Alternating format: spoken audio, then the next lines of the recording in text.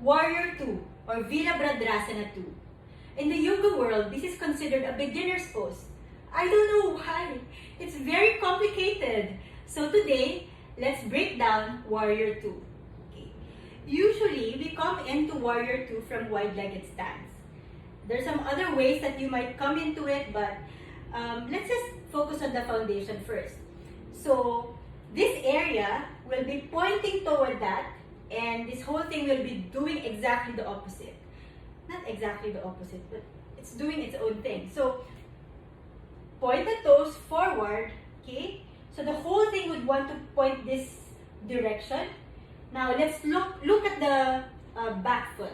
Okay, the entire foot should be pressing on actively on the mat. It's not caving in, because if this happens, your knee will also cave in. We want this entire leg to be active. So press all four sides of your foot actively on the mat. So this entire thing is also active.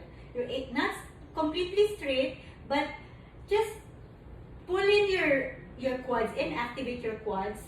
And you can do that by lifting your kneecaps. Okay, now let's come back to this area. If your hips are not too open, the tendency is, in your mind, you want everything to point toward that direction, but your knee is caving in. And if that happens, if you push it back by actively rotating your inner thighs in, they call this external rotation, okay? When you push that back, rotate it back, this hip starts popping forward. So if you push that back, this just in. So it becomes, what do you prioritize? The goal is basically to be able to make this a very safe practice. So stack your knee over another joint, which is your ankle, okay? Joint to joint. And just make this adjust. So in my case, I'm anatomically special. I cannot do, when I do the standard heel to arch alignment, not possible, okay? That happens.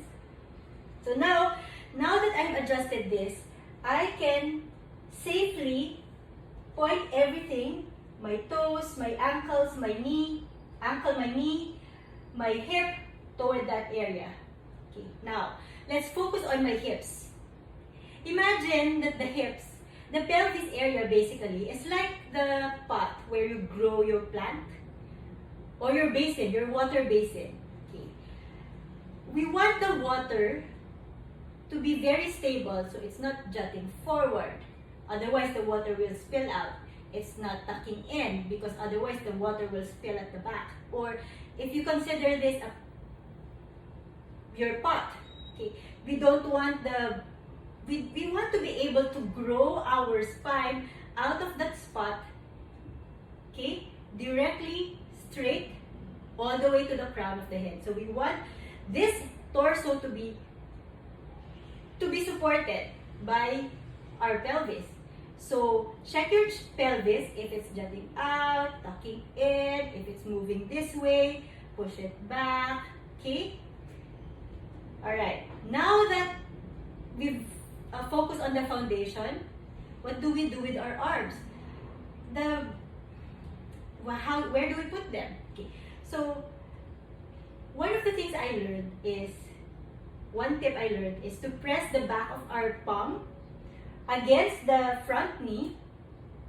And when you do that, and when you make this very straight and active, the whole area will also follow. So just extend your back hand toward this direction, okay? Then extend this forward as well. Now you're in Warrior II. Standard is to look at the front fingers, but if you're having difficulty with your neck, you can also look forward. And if you want to rest, just straighten it up, then come back to it again. And we'll do that also on the other side. Okay. So let's come to the pose from Tadasana. What if doing your sun salutation and your teacher wants you to come to warrior 2 from Tadasana. So just take a big step back. Okay? You can extend or shorten your stance depending on how flexible your hips are. And immediately, if you notice, this knee is already bent. Okay, now I just have to adjust. Okay? And since I'm already aware that I should externally rotate this thigh, now this hip all again is popping forward. Okay, so I will adjust. You can adjust as well, depends on you. But if there's no problem with your hip because you're still able to allow your plant or your water to be stable, allow your back foot to stay where it is. But again, look at the alignment of your front foot, leg, hip is forward. Okay, hips should be neutral enough so that your lower back is not tucking in, it's not spilling out, it's not anywhere. Just allow your tree to grow.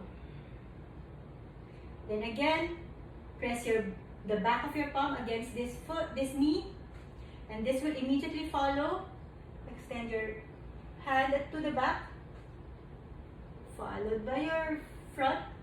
Imagine trying to reach to the opposite ends of the room. Stay here. Try to hold this pose for 30 seconds or even a minute and tell me if this is a beginner's pose. This is a hip opener, this is a mega asana. And then if you feel that you need to rest, just do this, then come back to it again. Warrior 2. VIRABHRADRASANA II. Alright.